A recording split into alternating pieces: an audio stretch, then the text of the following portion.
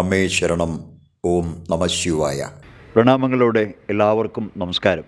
കൈപ്പറമ്പ് ഭഗവതി ക്ഷേത്രം കേരളത്തിലെ ആത്മീയ മണ്ഡലത്തിൽ പ്രശോഭിച്ചു നിൽക്കുന്ന ഒരു മഹാക്ഷേത്രം.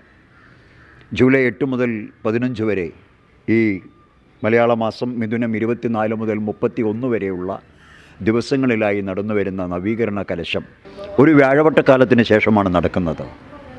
ക്ഷേത്രം തന്ത്രിവര്യൻ പുനയല്ലൂർ ശങ്കരനാരായണ നമ്പൂതിരിപ്പാടിൻ്റെ ശ്രേഷ്ഠവും പവിത്രവും മുഖ്യവുമായ കാർമ്മികത്വത്തിലാണ് 2026 ജൂലൈ 8 മുതൽ 15 വരെ നീണ്ടു നിൽക്കുന്ന 8 ദിവസങ്ങളിലായിട്ടുള്ള മഹത്തായ കർമ്മങ്ങൾ കൊണ്ട് നിർവഹിക്കുന്നത്.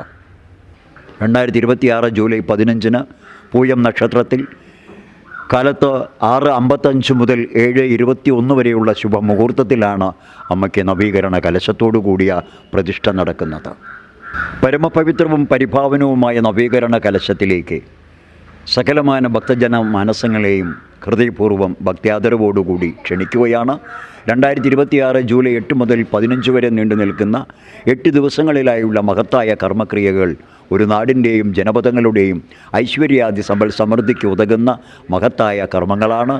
ഇതിൽ പങ്കെടുക്കുക എന്നുള്ളത് നമുക്ക് ഓരോരുത്തർക്കും ലഭിക്കുന്ന സുകൃതമാണ്. അമ്മേ ശരണം. ഓം നമ ശിവായ. കൈപ്പറമ്പ് കാവ് ഭഗവതി ക്ഷേത്രത്തിൽ നവീകരണ കലശം 2026 ജൂലൈ 8 മുതൽ 15 വരെ.